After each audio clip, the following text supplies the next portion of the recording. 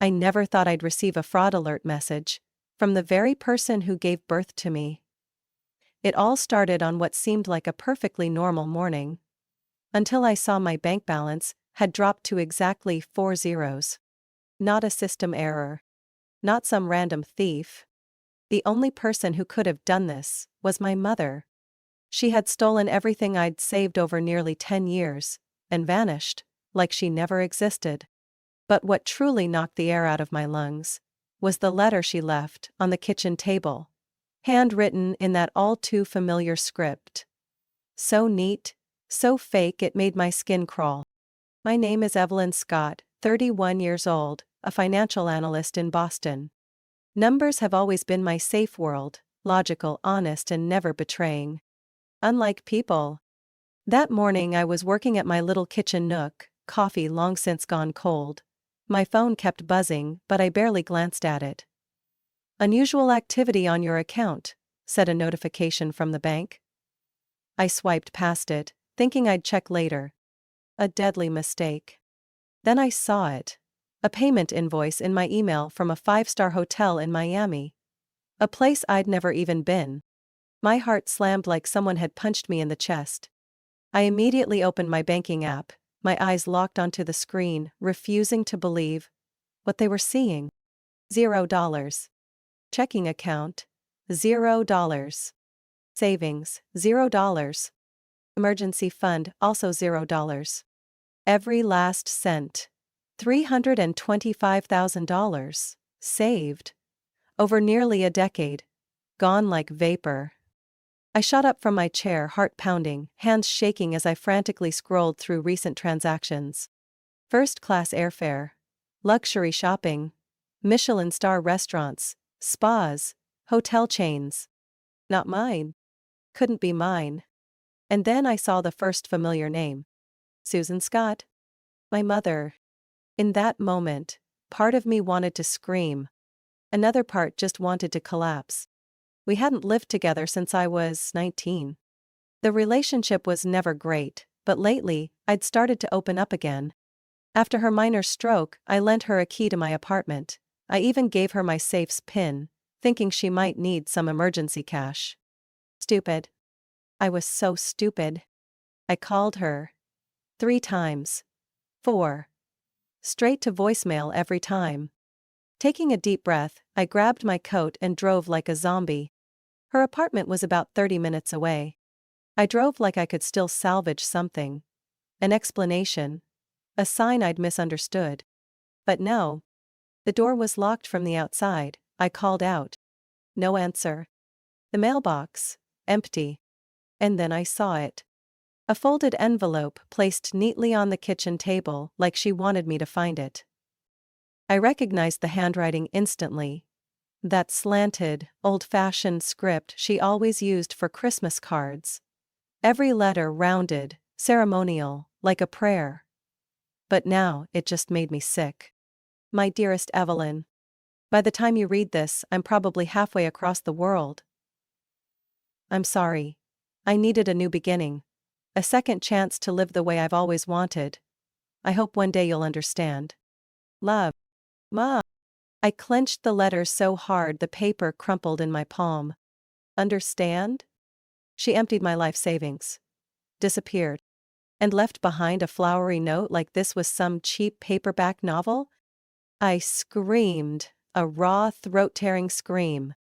The cold apartment stayed silent, save for the quiet whirring of the ceiling fan. Mocking me. If it had been a stranger, I might have been able to forgive. But this was my mother.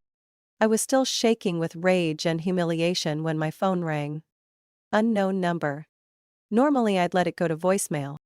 But at that point I was drained, with nothing left to lose. Hello? Is this Miss Evelyn Scott? A man's voice. Slow. Formal. Yes, this is she. Who's calling? My voice was still hoarse from the screaming. I'm Richard Keller, the private attorney of Mrs. Vivian Maddock, your grandmother.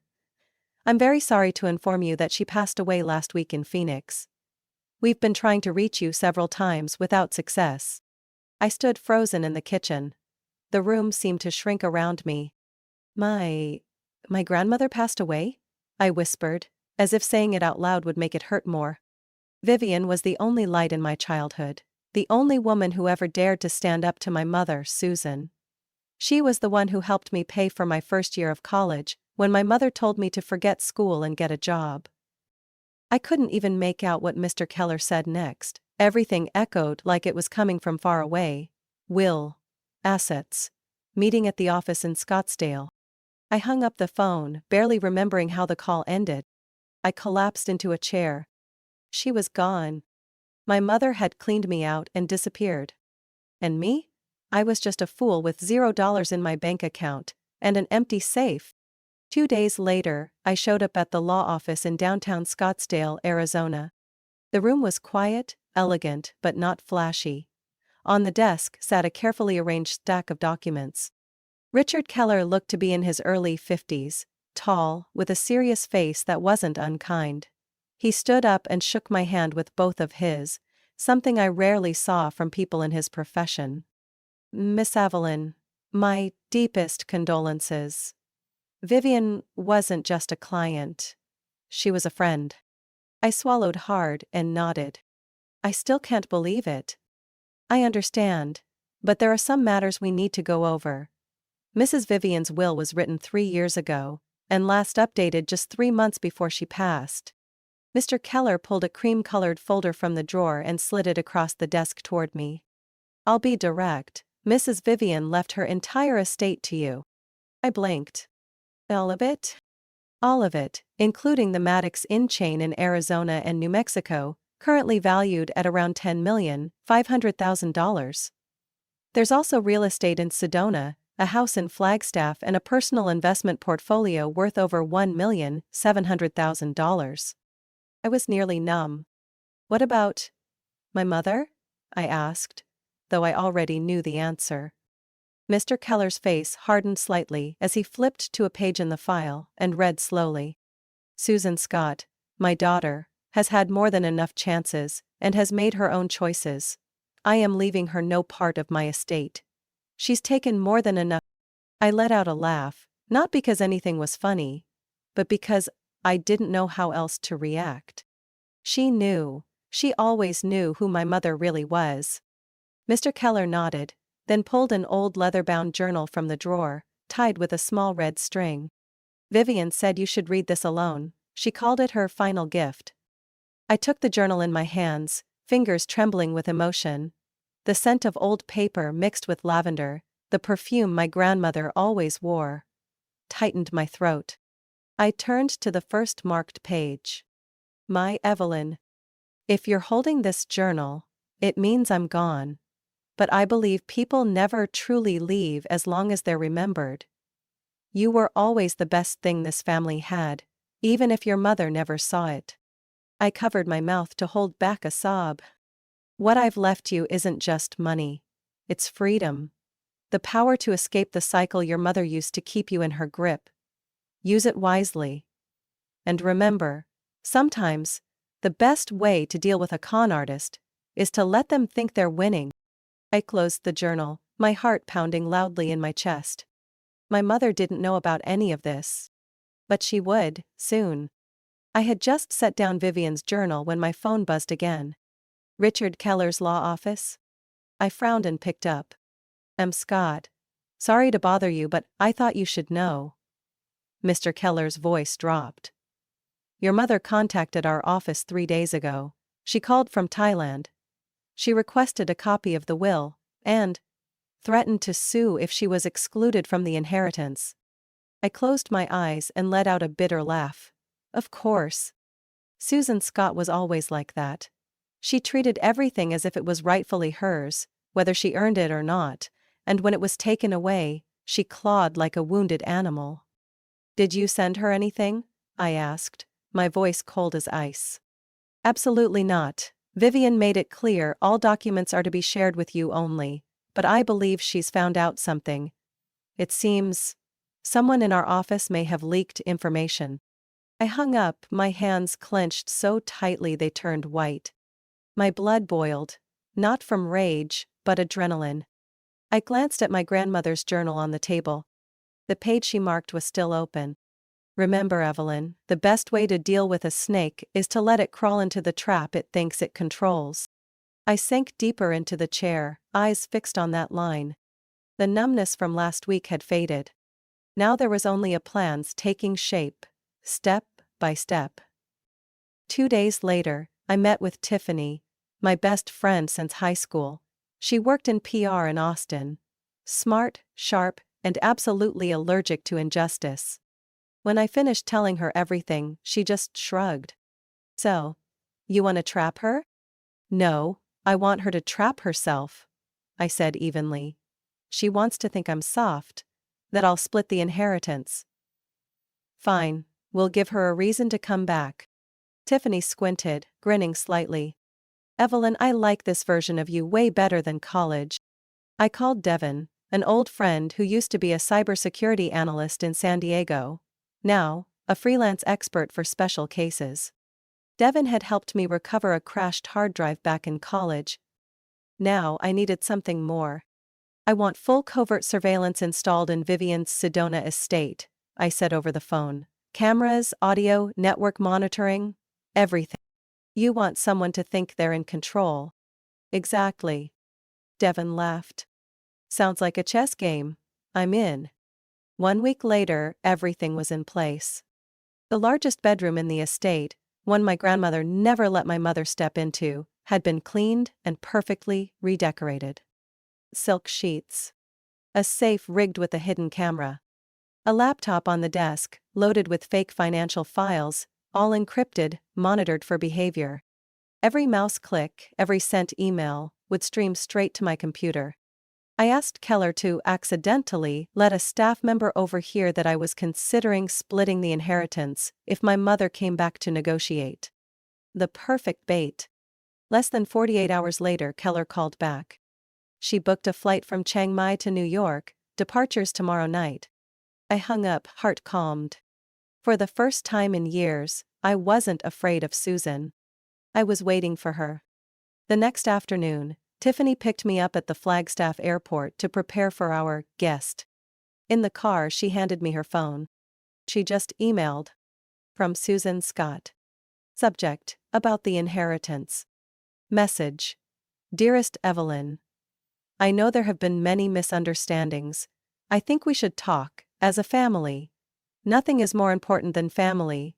I'm on my way home. Hope you understand. Mom. I handed the phone back to Tiffany with a soft laugh. It's starting. That evening, I met her at the gate of the estate. Susan stepped out of a rented SUV, still wearing a wine-colored silk dress, designer sunglasses, and that perfectly fake smile that made my skin crawl. Evelyn, sweetheart, she spread her arms for a hug. I tilted away, gently dodging.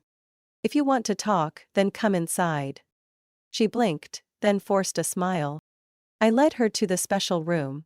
Her eyes lit up the moment she saw the safe, the laptop, the designer dress hanging in the closet. Is this my room? Temporarily, if you'd like to stay, I said.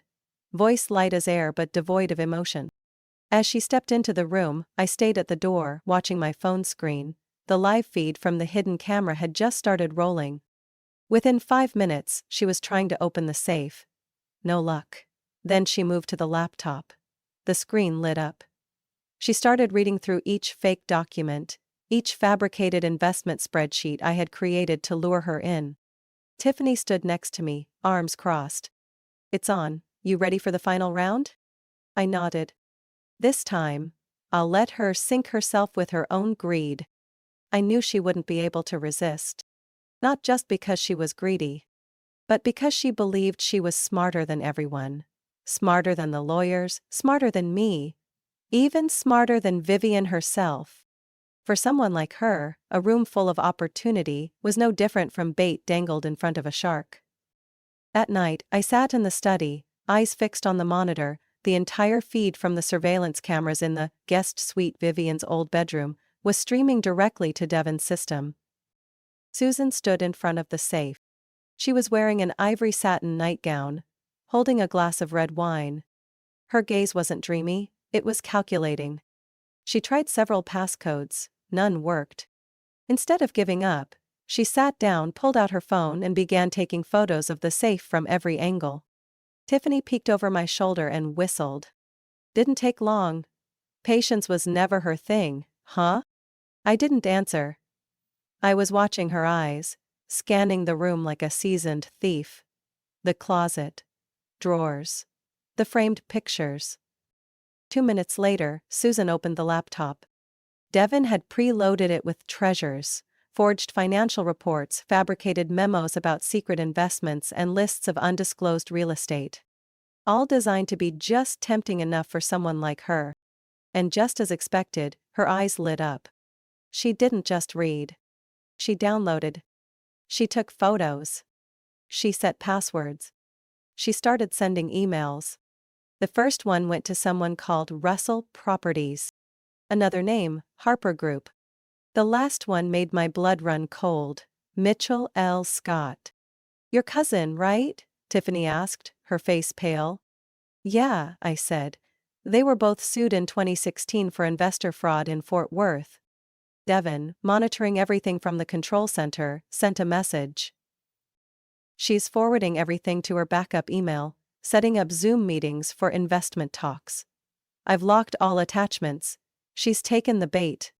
The next morning, Susan walked into the kitchen, looking like she had reclaimed her status as a wealthy lady of the manor. Did you sleep well, Evelyn? She asked, pouring coffee like we were some perfect little family. I looked up from my iPad, offered a faint smile. Slept fine, you? Wonderful. That room is a dream. Vivian always had such exquisite tastes. I said nothing. She sat across from me, her eyes glinting with poorly hidden excitement. I think it's time we talk about the inheritance. I know you're a generous person. Of course, we'll talk after breakfast. I stood and left her with her steaming coffee. In my mind, only one line from Vivian echoed. Let her think she's winning, until the trap snaps shut. That afternoon, Devin sent me the first audio recording from a Zoom call between Susan and a group of potential investors. Actually, Tiffany's associates in disguise. We'll need to see original ownership documents for the hotel, one of them said, playing the investor role. I can assure you, everything's legal. Evelyn's letting me handle the new investment deals. I'm her mother. I have influence. Her voice trembled slightly from excitement. That thrill. Not real power, but the illusion of control. I sent the recording to Keller. He called back in less than an hour. You have solid evidence. If you want, I can begin filing charges immediately. I looked out the window, the crimson sunset casting a warm glow over Vivian's garden. The scent of lavender still lingered in the air. Not yet, I said slowly. I want her to destroy her own reputation. Publicly. That's a rather ruthless tactic. I'm just using the lesson she taught me. That night, Susan went back into the room, this time with a handheld scanner. She scanned every single document, every page. Tiffany and I watched her every move on the screen. What do you think she'll do next? Tiffany asked. Set up a real investor call and get exposed in front of them all. I sipped my tea, eyes glued to the camera footage of my mother, the same woman who once left me penniless, now thrilled by a fake scheme designed solely to take her down. And strangely, I didn't feel triumphant. I just felt calm. Because I would be the one to end it. The clink of glass echoed. Susan smiled, raising her wineglass in a toast to 3 men seated around the marble table, in the private dining room of Larkspur, an upscale restaurant in downtown Scottsdale. She wore a wine-red dress, full makeup, and the same pair of earrings I knew she had pawned for cash 2 years ago. Now she played the role of reborn businesswoman so well, she almost believed it herself. I sat 3 tables away at the bar, dressed in a plain business outfit, hair neatly tied up, eyes on the screen of my phone. Streaming live footage from the camera embedded in Tiffany's shirt button.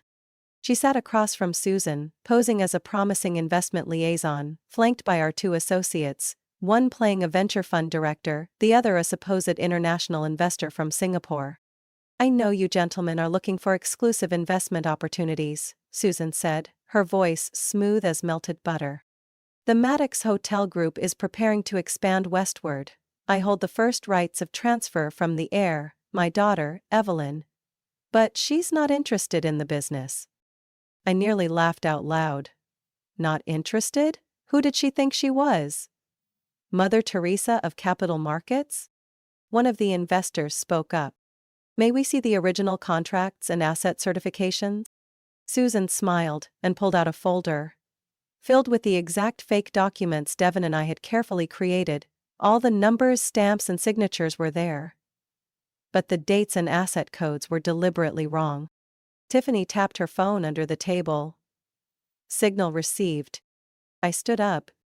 She was at the peak of her delusion, and I was about to bring her down. I walked toward the table, heels clicking loudly on the hardwood floor. Everyone turned to look. Susan froze, her face going pale like she'd just seen a ghost. "Hello, Mother," I said clearly, stopping behind her. "Funny running into you. Scheming here." She blinked rapidly, trying to compose herself. "To Evelyn, I was merely introducing an investment opportunity you weren't interested in." I tilted my head, pulled out my phone and connected it to the large screen behind the bar. Devon had hacked it earlier that afternoon. "Oh, an opportunity? Then let's all take a look at the opportunity you've been working on." The screen lit up. Crystal clear footage showed Susan sneaking into Vivian's safe, covertly photographing documents, emailing files. Then came the recording of her phone call with Russell, a former partner once investigated for fraud, discussing how to liquidate assets quickly before Evelyn finds out. One of the investors shot up from his chair. "What the hell is this?" Susan's face went ghost white. "Wait, this is a misunderstanding. It's just a confidentiality issue. I didn't know I was being recorded." "That's right, you didn't know," I cut her off. "Because you thought you were smarter than everyone, but what you didn't know is that every single document you took was fake, designed to lure you into making a mistake." One of the fake investors looked so shocked he nearly spilled his water. "She doesn't have legal ownership?" I pulled out the original notarized copy of the will and laid it on the table. "And the sole heir, my mother, Susan Scott, was excluded from the will. And this," I tapped the paper, "is evidence that she tried to defraud you to claim assets that aren't hers." The room turned heavy with silence. Susan stepped back, her hands trembling. "You set me up." I stared straight into her eyes, cold and clear. "No, you walked into your own trap. You taught me how to survive. Now I'm returning the lesson, only a lot more kindly." Tiffany stood and gently guided our two investment partners toward the exit. One of them muttered, "If we get another call from her, we're reporting it to the police." Susan collapsed into her chair. I pulled out my phone and started recording again. "A copy of this will go to the authorities, you know that, but if you want to avoid criminal charges, you'll listen to my terms." She choked back a sob, voice hoarse. "Evelyn, I have nowhere to go." "You're wrong," I said, pulling out a plane ticket and a key to an apartment in Montana. "I already made arrangements." She stared at me, truly stared. For the first time, without deception, without makeup, just a broken woman laid bare in front of everyone. Her face swelled like she was about to cry. "What are you going to do with me?" "Nothing, just let you live like a normal person. Like the ones you once hurt." I turned and walked away. Behind me I heard the sound of a wine glass hitting the floor, shattering into pieces. My office is on the 12th floor, overlooking downtown Scottsdale to the west, where the sunset usually bleeds red across the glass. That afternoon, Susan sat across from me in that very room. Silent. No silk dress, no heavy makeup. She wore a long ash-gray coat. Her hair was messy, lips dry, eyes hollow like she'd just stepped out of a storm. I opened a drawer and placed 2 envelopes on the desk. One is a plane ticket to Billings, Montana. Inside, there's also a key to a prepaid apartment for 6 months, a part-time job at a small coffee shop, And a $15,000 balance to help you live decently. Susan frowned, suspicion flickering in her eyes. And the other one? I slid the second envelope toward her. It was thicker, evidence, videos, emails, audio recordings, copies of the fake documents you used to scam investors. Mitchell's statement: if I send this to the police, there won't be a plane ride, just an interrogation room. Susan let out a sharp laugh, like a blade being unsheathed. You really think I'll believe this? That you're just giving me a chance to make things right? After everything? I leaned back, locking eyes with her. I don't need you to believe it, I need you to choose. She stared at me for a long moment, then lowered her head, fingers clasped so tightly they turned white. I'll return the money in the safe. I never meant to run forever, I thought you'd never understand. You always looked at me like I was some kind of failure. You stole my money, you disappeared, you pretended to feel remorse, then came back to steal again. How did you expect me to look at you, like a victim? I opened a second file and pulled out a printout of the email Susan had sent to Russell. Evelyn is weak. She won't do anything. It's all in my hands now. I tossed the printout onto the table. Susan didn't laugh anymore. Her face twisted like it was being pulled by wires. You're getting revenge. No, I said. I'm ending it. Ending the cycle of lies, debt, and manipulation. I used to hope you'd change, but I don't anymore. I just want you gone from my life. She took a deep breath. A long silence followed, broken only by the ticking clock on the wall. Where the hell is Montana anyway? Far enough, I replied. Far enough that you won't ruin anyone else. There's snow, a little coffee shop. Someone who'll hire you to wipe tables and serve waffles. A place where no one knows who Susan Scott is. Susan looked at the two envelopes on the table, as if each held a blade. Her hand trembled as she reached for the plane ticket, pulling it out. And if I don't go? I unlocked my phone and slid my finger across the screen. Ready to email the Maricopa County Sheriff. You already know the answer. A single tear rolled down her cheek. For the first time, I didn't see it as a weapon.